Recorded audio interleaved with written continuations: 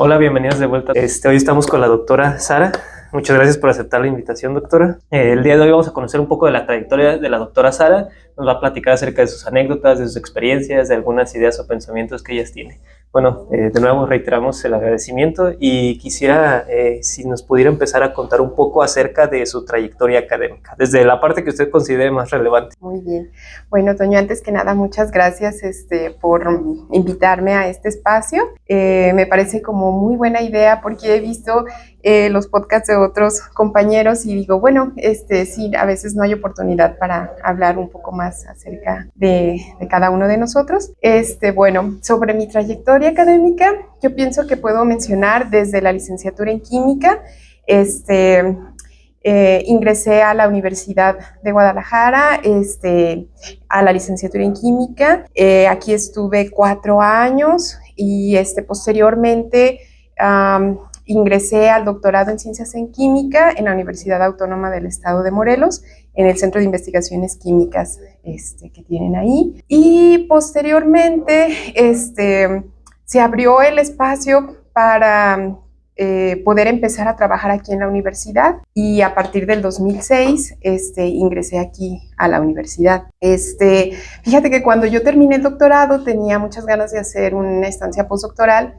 Y entonces tuve que decidir, porque justamente cuando yo terminé en septiembre del 2006, una maestra me comentó que estaban buscando una maestra, bueno, un profesor del área de inorgánica, porque tenían ese hueco. Y entonces dije, híjole, o sea, ¿qué hago? ¿Me voy por el postdoc o de una vez ingreso a la universidad? Pero la verdad es que pensándolo bien dije, no, es bien difícil encontrar espacios en las universidades. Sí. Y entonces ingresé, pero me quedé con esa espinita, y entonces en el 2009 apliqué para una beca Fulbright para hacer una estancia académica, que fue para mí como mi postdoctorado, y estuve en la Universidad de San Diego un año.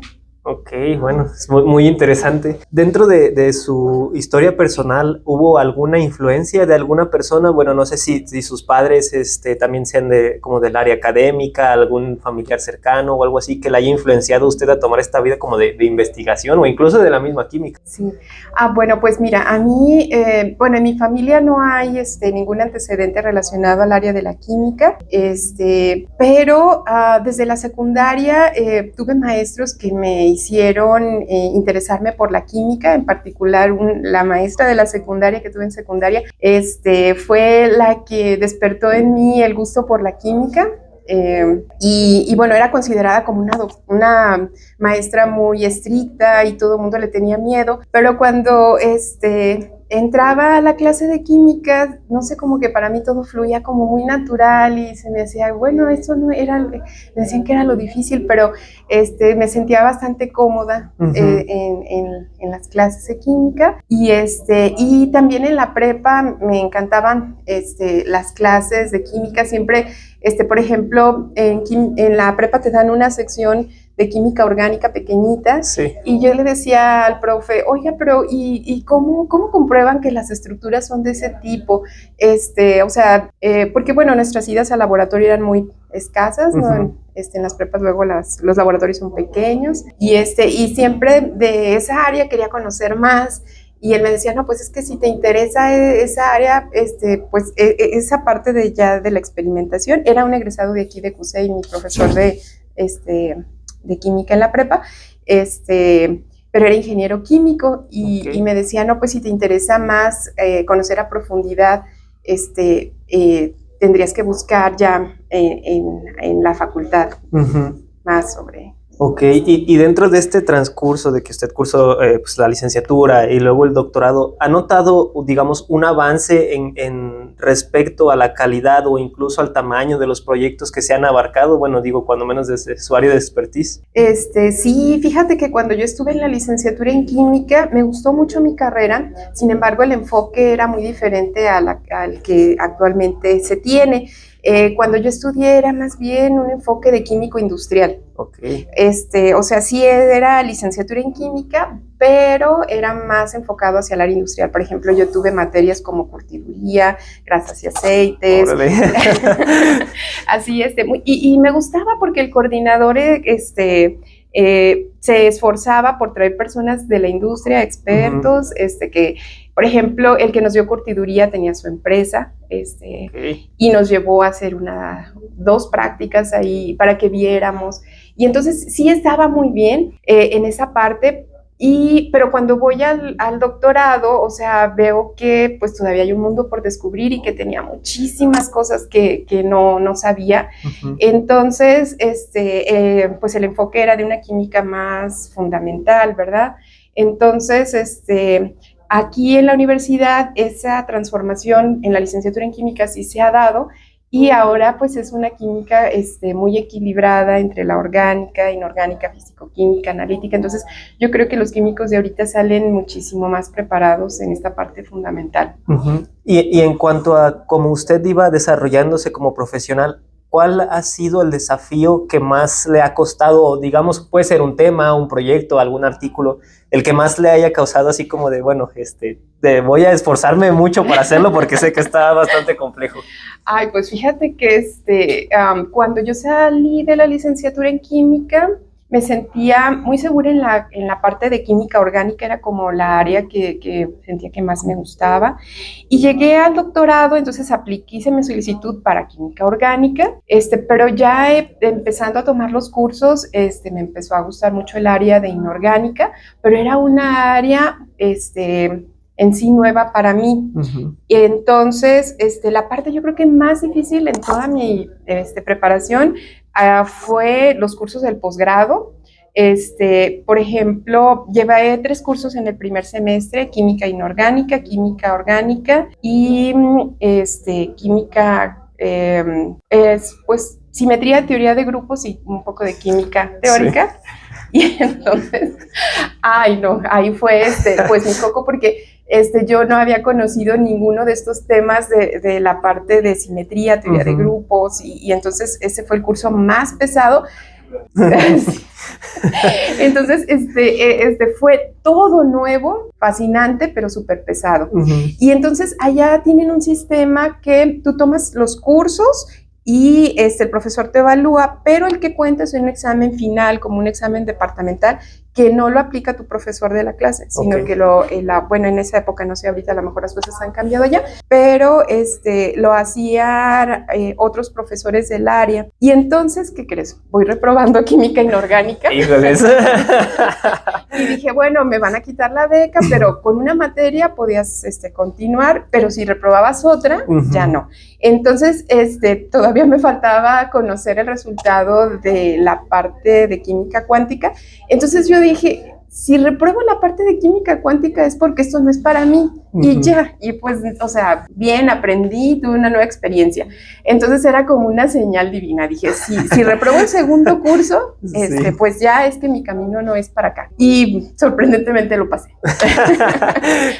Y yo creo que esa fue la etapa más difícil, porque sabes que nunca había reprobado. Sí. Así como que, ay, qué tristeza, pero bueno, son cosas que tiene que ver. Digo, luego es curioso porque usted nos menciona que pues quizás la parte orgánica era la que más interesaba y al final de cuentas bueno, llevó a otro camino. Luego siento a veces que con las cosas que más batallamos son con las que más nos embecinamos, y voy a decir, no, pues tengo que hacerlo, yo sé que puedo hacerlo y lo voy a hacer. No sé cómo ha cambiado su perspectiva, digamos, académica, porque escuché una vez esta frase de que cuando sales de la carrera piensas que sabes todo. Cuando te metes a la maestría te das cuenta que no sabes nada. Y ya cuando entras al doctorado, pues que nadie sabe nada. O sea, más bien que todos saben, pero mucho de un tema. O sea, no sé qué tenga de opinión respecto a eso. Sí, pues fíjate que se van ampliando como las perspectivas, ¿verdad? En la licenciatura sientes que conoces una buena parte, pero llegas al posgrado y dices, híjole, no, hay mucho todavía por aprender.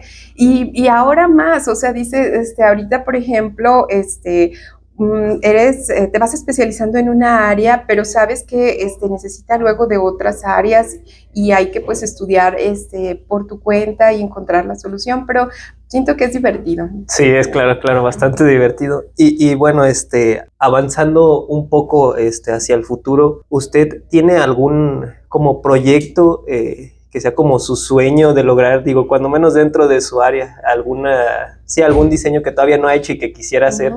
Sí, mira, nosotros en el laboratorio ahorita estamos trabajando un proyecto que tiene que ver con la extracción de metales preciosos, oro, plata, platino, a partir de, bueno, empecé trabajando solo sobre minerales, pero ahora tuve la fortuna de encontrar un colaborador que trabaja con desechos electrónicos. Y entonces estamos aplicando nuestros sistemas también para la extracción de metales, pero en desechos electrónicos. Y creo que es un área de oportunidad muy buena porque es más fácil extraerlos a partir de los desechos electrónicos que del mineral, porque la concentración de estos metales en los desechos electrónicos es mucho más elevada que en los minerales. Y entonces, así como que alguna meta que quiero a corto plazo lograr es patentar un sistema que permita de forma mucho más benigna extraer estos metales a partir de desechos electrónicos, y pues pienso que ahí vamos, pero todavía nos falta un poquito para concretar. Sí, y usted con tantos años en el laboratorio me imagino que ha tenido un montón de experiencias. ¿Tiene alguna como graciosa, curiosa, interesante que nos pueda contar que le haya pasado? Ya sea en la carrera del doctorado o incluso ya siendo investigadora. A ver, ¿cuál sería como que algo curioso? Ay, Dios. Ahora sí me agarraste en curva, así como que algo en especial. Pues, fíjate que así como que algo muy, muy especial, curioso, no sé. Ahorita como que no lo traigo en mente. Y si no, bueno, ya desde que usted decidió que se iba a dedicar como a la inorgánica, ¿cómo usted nos puede o cómo le podría contar a las personas qué es lo que hace, digamos? Porque creo que la parte que quizás conozcan más las personas de afuera es como del área de orgánica, ¿no? De, pues agarrar los matraces y ponerse a mezclar. Digo, de igual manera, pues en inorgánica se hace, pero tal vez no tengan tan presente las personas. No sé si nos pueda platicar o presumirnos de su área. ¿Cómo nos presume su área? Porque usted que estaba más enfocada en la orgánica, luego se pasa a la inorgánica. Sí, fíjate que a mí, bueno, el área en la que trabajo realmente es química organometálica, y a lo mejor es por eso que me gusta mucho, porque es como una conjunción entre la orgánica y la inorgánica. Sí. Entonces, un centro metálico, le coordinas un ligante orgánico y ves cómo cambian sus propiedades completamente, tanto del ligante orgánico como del metal. En el doctorado trabajé con la síntesis y caracterización de complejos de aluminio, galio, y es una química muy sensible al aire. Entonces, trabajamos, sintetizamos un ligante orgánico y luego se lo adicionamos a un centro metálico, por ejemplo, aluminio, pero estos complejos son muy sensibles al aire. Entonces, el doctorado me dio una buena experiencia para trabajar y manipular reacciones bajo atmósfera inerte. Bueno, ya me acordé de algo chistoso. Por ejemplo, la primera vez que hice la reacción en la caja de guantes, que es como una incubadora que adentro tiene una atmósfera de nitrógeno, y entonces mi asesor me dijo, ya que vayas a sacar las cosas, procura enjuagar bien la pipeta Pasteur, porque si utilizas el trimetilaluminio y la sacas, pues es muy inflamable. Y entonces, ¿qué crees? Pues se me olvidó, ¿verdad? Y casi se incendia. Y entonces, al sacar las cosas, la pipeta Pasteur parecía una luz de bengala, porque iba, ¿qué hago? Entonces corría la campana y bueno, ya, no era tanta la cantidad, pero sí es una química muy sensible al aire. Y entonces, me gustó mucho, pero ya cuando vine a la universidad tuve un problema, porque con el proyecto CONACYT, de ciencia básica, que tuve la fortuna de conseguir, consideré un proyecto que también involucraba complejos que eran sensibles al aire. Entonces, aquí los podíamos sintetizar, pero el problema era la caracterización, porque cuando pues en colaboración con otras universidades, por ejemplo, la Universidad de Morelos, algunos, por ejemplo, de la UNAM también me ofrecieron apoyarme, y también con la Universidad Autónoma del Estado de Hidalgo, el doctor José Guadalupe Alvarado ha sido muy amable toda esta época y nos ha ayudado en la difracción de rayos X de monocristal. Y pero enviaban las muestras y ya llegaban descompuestas. Sí, y entonces fue un batallar tremendo. Y entonces, cuando veía a otra compañera de mi generación, la doctora Patti Burelo, y yo trabajamos en el doctorado en una química similar, pero ella es egresada de la Universidad de Tabasco y también regresó a su universidad. Y nos reíamos porque decíamos, nos especializamos en hacer química sensible al aire y a la humedad, pero por ejemplo ella en su estado... Sí, en Tabasco, que es muy húmedo. Es muy húmedo. Y entonces decíamos, híjole, ¿qué vamos a hacer? O sea, porque los proyectos que podemos proponer, si los hacemos, bueno, cuidando con lo que tenemos y procurando tener las condiciones anhidras, pero ya para caracterizarlos era un gran problema. Y entonces fue cuando tuve que cambiar mi enfoque y decir, no voy a sobrevivir en la vida científica con este tipo de proyectos, o sea, voy a morir porque no voy a lograr estar caracterizando este tipo de compuestos. Y entonces, fíjate que para mí el reto como profesionista más importante fue, ahora, ¿cuál va a ser mi línea de investigación? Porque fíjate que cuando tú estudias un posgrado, sales especializado en un tema, pero luego dices, ¿qué sigue? ¿Sigue continuar con algo muy parecido a lo que hice?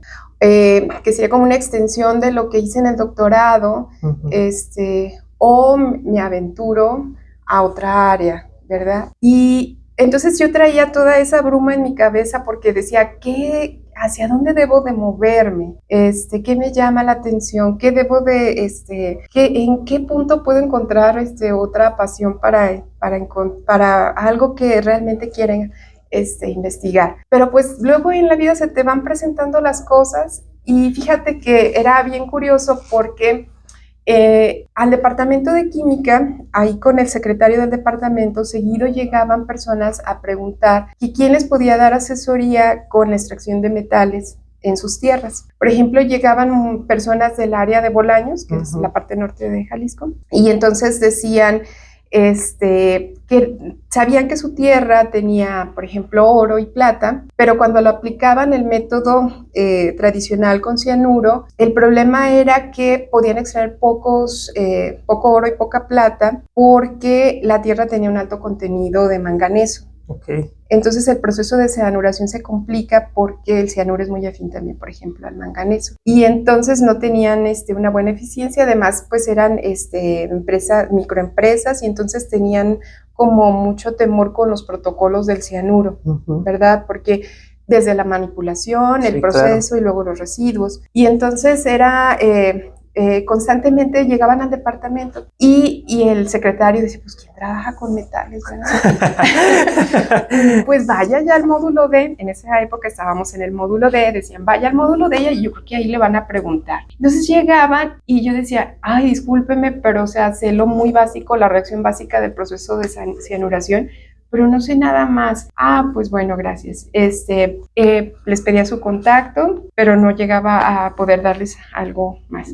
Entonces empecé a leer sobre ese tema y dije, es que este es un problema que la principal parte cae en la química de coordinación. Porque, por ejemplo, el oro lo puedes extraer de un mineral gracias a que tiene una alta afinidad por el cianuro. El oro es el metal más resistente a la oxidación. Cuando me ha tocado dar pláticas de difusión en secundarias o en primarias, les digo que el oro es como Superman y el cianuro es como la kriptonita, porque siendo un superhéroe es muy débil a la presencia de la kriptonita. Así también el oro. O sea que si tú una pieza de oro la disuelves, la pones en una solución de cianuro, con el tiempo se va a ir disolviendo. Sí. Porque el agente oxidante es el propio oxígeno del ambiente en esta reacción. Entonces el oro no le hace nada el oxígeno del ambiente, pero si está en presencia de cianuro, empieza a disolverse. Entonces dije, bueno, si el detalle es el gusto del oro por el cianuro, entonces, ¿por qué no aplicamos la química organometálica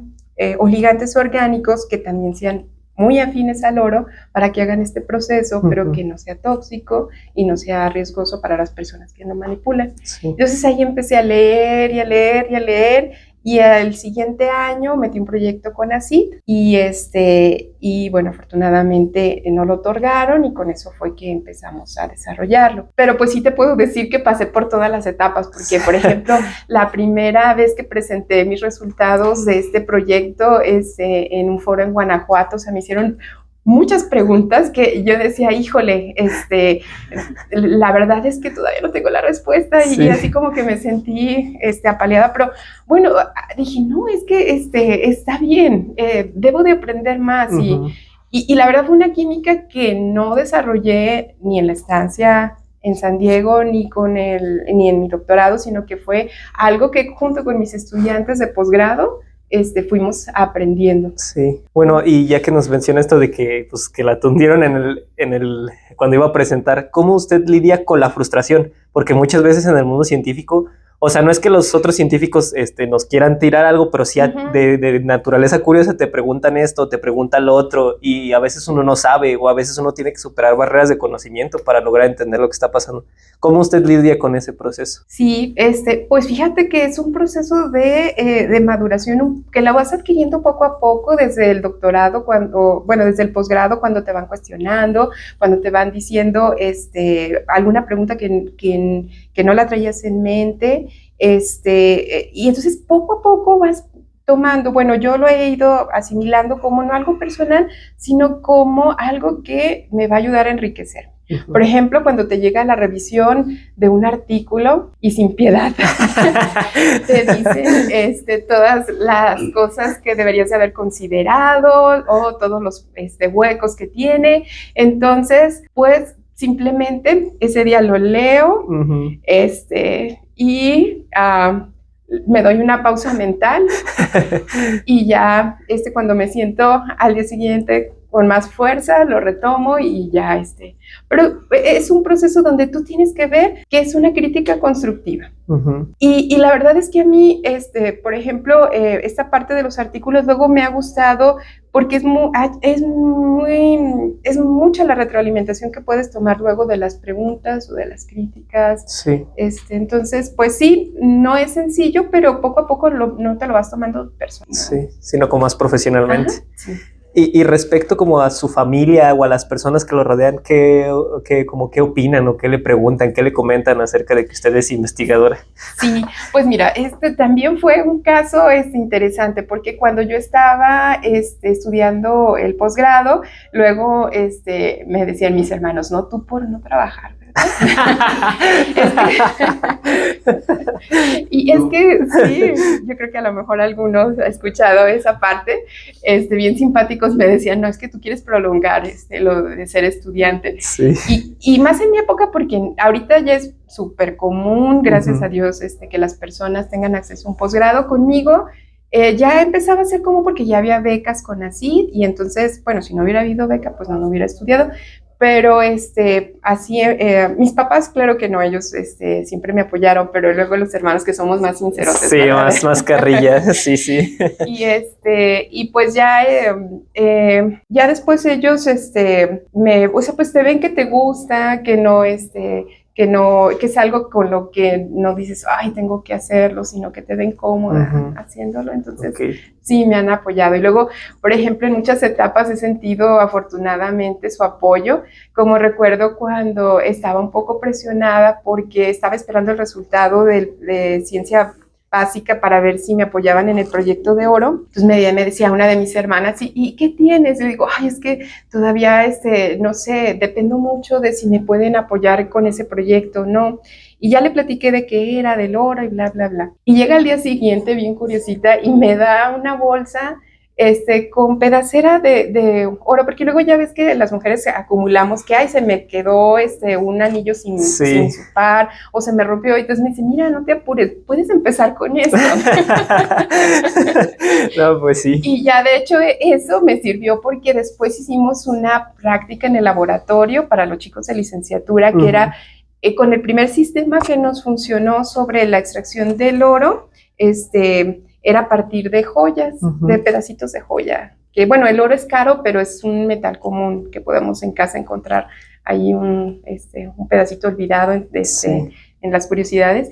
Y entonces hicimos esa práctica en el laboratorio antes de que empezara la pandemia, donde los chicos extraían el oro a partir de la pedacera. Y me gustaría hacer esta pregunta más que nada porque, bueno, acaba de pasar el 8M. Usted desde la parte, siendo mujer y siendo investigadora, ¿ha notado o alguna vez notó que hubo trabas por eso? ¿Ha notado, o sea, me imagino que ya, o sea, logra ver más mujeres en las carreras, más mujeres en los posgrados y más participación en todo? ¿Qué nos puede hablar un poco acerca de esa parte? Sí, mira, fíjate que es algo que a mí, la verdad, me encanta del área de la química porque yo nunca he sentido en los foros académicos ni con mis colegas una como discriminación entre hombres y mujeres, pero en el área de la química. Sí.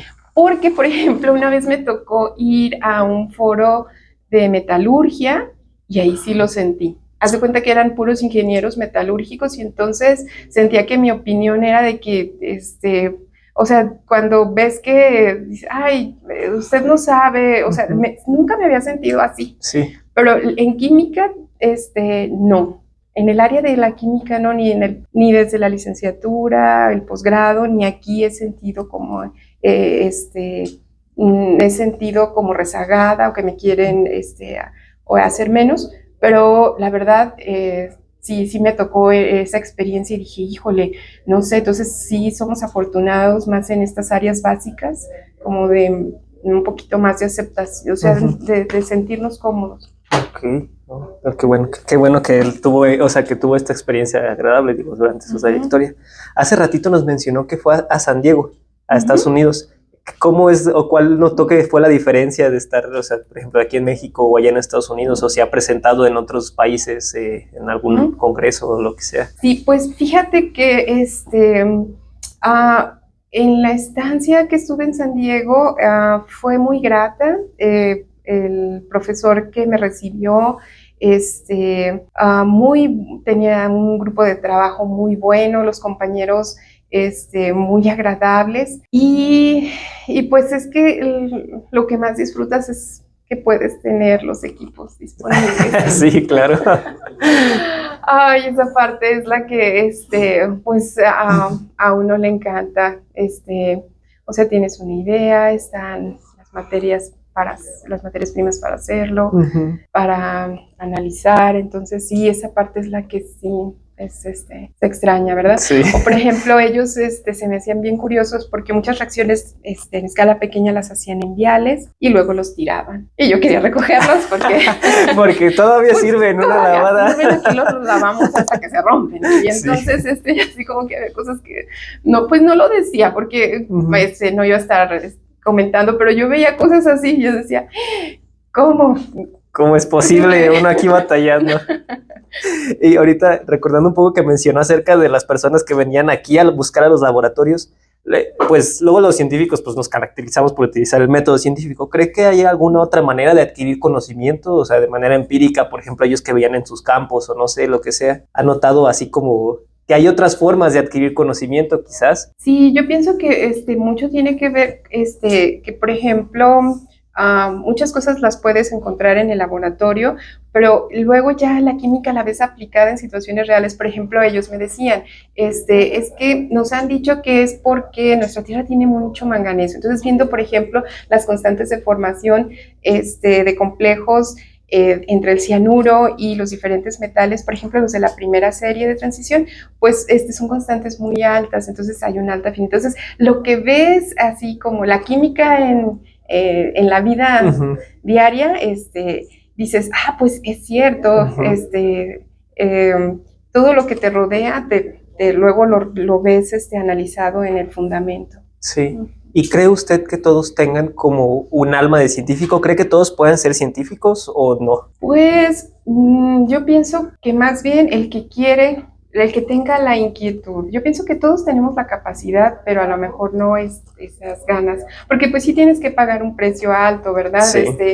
Dedicarte, no frustrarte la primera vez que no te sale, ni a la quinta, ni a la décima, ¿no? Sí. O sea, sí es, no es tampoco un camino ni sobre hojuelas, ¿verdad? Sí. Pero yo pienso que cualquier persona que quiera y que tenga la inquietud y la dedicación puede hacerlo. Y usted que está como de este lado de la moneda, ¿qué ventajas y qué desventajas le ve a ser científica, que ser investigadora? Sí, pues qué ventajas tiene, que nunca es un trabajo rutinario, que siempre estás en la expectativa de ver qué es lo que va a decirte la química, porque tú propones, pero ahora sí, como dicen ella, dispones, o sea, dices, no, es que va a ser de esta manera, de esta otra, y no, resulta que no. Entonces es como siempre un descubrimiento, una expectativa de qué es lo qué es lo que sigue, qué es lo que va a ocurrir en esa reacción. Uh-huh. ¿Alguna vez en el laboratorio, haciendo una práctica, un experimento, logró quizás una enseñanza de vida? O sea, quizás que aunque no haya tenido relación en el momento, pero que estaba haciendo la reacción y cayó en cuenta de algo personal, de cualquier de una historia o de lo que sea. O sea, no sé si la química de alguna manera la pudo trasladar a la vida cotidiana, pero de manera personal. O sea, como crecimiento personal. Pues fíjate que como si tú lo ves desde el posgrado, no solo te da conocimientos, sino te da también una enseñanza de vida en el sentido de que aprendes a superar retos, aprendes a no rendirte a la primera, aprendes a buscar. Entonces yo pienso que es como una formación integral, porque no solo es un proyecto que desarrollas, sino un carácter, por ejemplo, esa constancia que tienes que tener, ganas de tener una mente abierta para escuchar y aprender. Yo pienso que eso es lo que yo he visto que puedo trasladar también a mi vida personal. Ok, y para finalizar, ¿algún mensaje que tenga para las personas que nos van a escuchar? ¿Alguna reflexión, o si quiere mandar a las personas a algún lado, no sé? Muy bien. Pues yo pienso que si les gusta alguna de las áreas de la ciencia, por ejemplo, a estos chicos que están tomando esa decisión de qué carrera, porque, por ejemplo, yo te voy a decir, yo cuando terminé la prepa, no sabía con certeza qué carrera, o sea, ya era, bueno, no al final de la prepa, antes, porque tuve que decidir antes, pero hay muchas personas que desde chicas dicen, ya, voy a ser médico o voy a ser nhưng, y a mí me pasó que yo no tenía como un camino claro de qué quería hacer, pero vi que me sentía muy contenta conociendo el área de la química, y entonces fue como incursioné por ahí. Entonces yo les diría que si, por ejemplo, a esos chicos de prepa que todavía no tienen esa decisión de qué carrera, que analicen en qué materias se sienten como más cómodos, más contentos, con ganas de aprender más, y que por ahí podrían encontrar la respuesta hacia dónde dirigirse. Bueno, muy bien. Muchísimas gracias, doctora, por haber aceptado la invitación, y nos vemos en el siguiente episodio. Gracias.